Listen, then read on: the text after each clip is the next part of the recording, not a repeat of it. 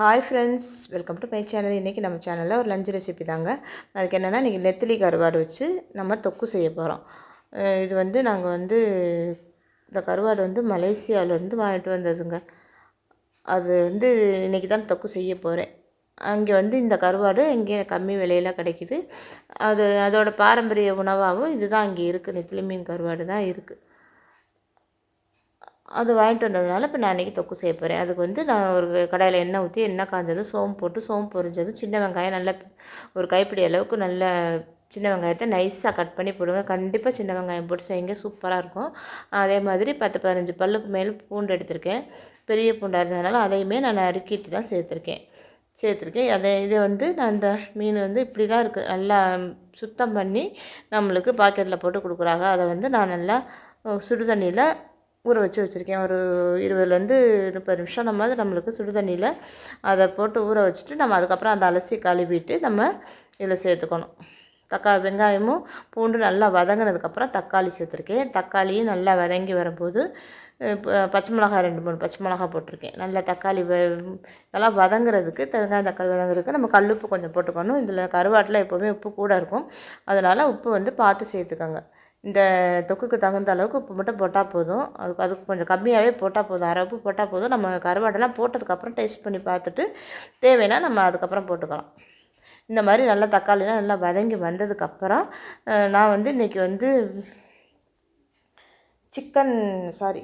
மீன் masala powder இருக்குது என்கிட்ட. அந்த மீன் மசாலா பவுட்ரு இதுவுமே நான் ஊர்லேருந்து வாங்கிட்டு வந்தது தாங்க. அதனால் அந்த பவுட்ரு இருக்கிறதுனால அந்த பவுட்ரு போட்டு தான் இன்றைக்கி நான் அந்த தொக்கு செய்ய போகிறேன். இல்லைன்னா எப்போவுமே வீட்டு மிளகாத்தூள் தான் போடுவேன். இன்றைக்கி அந்த தொக்கு மீன் மசாலா போட்டு மீன் வறுவலுக்குள்ளே பொடி அதை தான் இப்போ நான் ஒரு ஸ்பூன் அளவுக்கு பெரிய ஸ்பூனில் 1 டேபிள் ஸ்பூனில் 1 ஸ்பூன் போட்டிருக்கேன். ஏன்னா நம்மளுக்கு எல்லாமே மிளகாய் போட்டிருக்கோம், நிறைய ஒரு கைப்பிடி அளவு வெங்காயம் போட்டிருக்கோம். அதனால் போதும். 1 ஸ்பூன் இல்லை 1.25 ஸ்பூன் போடுங்க, அதுக்கு மேலே போட வேண்டாம். போட்டுட்டு நல்லா வதக்கி விட்டுட்டு அந்த எண்ணெயிலே கொஞ்சம் நல்லா வதங்கினதுக்கப்புறம் கொஞ்சமாக தண்ணி ஊற்றி நல்லா மிக்ஸ் பண்ணிவிட்டு நம்ம மூடி நல்லா கொதிக்க வச்சுட்டு கொதித்து எண்ணெய் பிரிஞ்சு வரும்போது நம்ம கருவாடை சேர்த்துக்கலாம். நல்லா கொதிக்கட்டும்.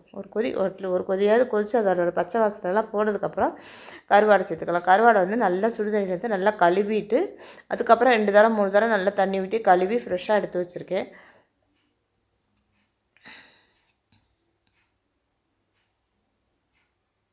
இது நல்லா எண்ணெய் பிரிஞ்சு வந்துருச்சு பாருங்கள். இந்த மாதிரி வந்ததுக்கப்புறம் நல்லா தண்ணி எதுவும் இல்லாமல் நல்லா பிழிஞ்சிட்டு கருவாடை அதில் சேர்த்துக்க வேண்டியதுதான்.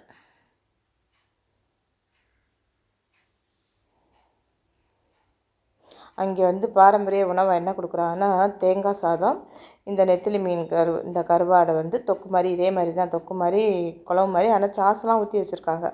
வச்சுட்டு இதே கருவாடை பொரிச்சு வச்சு ஒரு எக்கு, நிலக்கடலை பருப்பு, வெள்ளரிக்காய் இதெல்லாம் வச்சு ஒரு பிளேட்டில் வச்சு கொடுக்குறோம். இதே அந்த மலேசியாவில் உள்ள பாரம்பரிய உணவு. மலேசியா, தாய்லாந்து, சிங்கப்பூர் எல்லா பக்கமே இது கிடைக்கும். கொஞ்சம் எனக்கு கிரேவி கொஞ்சம் திக்காக தெரிஞ்சதுனால கொஞ்சம் தண்ணி ஊற்றிருக்கேன். ஏன்னா அது கருவாடு அதோடு அந்த மசாலா எல்லாம் அந்த கருவாட்டில் பிடிக்கணும்ல, அதனால் கொஞ்சம் தண்ணி ஊற்றி நம்ம கொதிக்க வச்சோம்னா சூப்பராக நல்லா வந்துடும் தொக்கு. ஒரே கையில் வீடியோ எடுத்துக்கிட்டே நானே செய்கிறதுனால கொஞ்சம் இப்படி ஆடுற மாதிரி தெரியுதுல்ல, அதுதான் காரணம். மூடி ஒரு 5 நிமிஷத்துக்கு ஒருக்கா, இல்லை 5 நிமிஷம் வேண்டாம், 2 நிமிஷத்துக்கு ஒருக்கா திருப்பி கிளறி விட்டுகிட்டே இருக்கணும். அப்போ தான் அடி பிடிக்காமல் இருக்கும். தண்ணி வற்றிடுச்சுன்னா தானே பிடிக்கும் அது. அதனால் 1 நிமிஷம் 2 நிமிஷத்துக்கு இடையில் நம்ம 2 தரம் 3 தரம் எடுத்து கிண்டிட்டு இந்த மாதிரி கொஞ்சம் லேசாக செமி கிரேவியாக இருக்கும்போது அடுப்பை ஆஃப் பண்ணிவிடுங்க. சூப்பராக இருக்குங்க இந்த நெத்திலி கருவாடு தொக்கு. இதுக்கு ஒன்றும் வேண்டாம், தயிர் சாதம் ரசம் எதுவும் வச்சா கூட போதும். இன்றைக்கி நான் ரசம் வச்சு தான் இன்றைக்கி தொக்கு செஞ்சுருக்கேன். இதே மாதிரி செஞ்சு பார்த்துட்டு எப்படி இருக்குன்னு சொல்லுங்கள். தேங்க்யூ.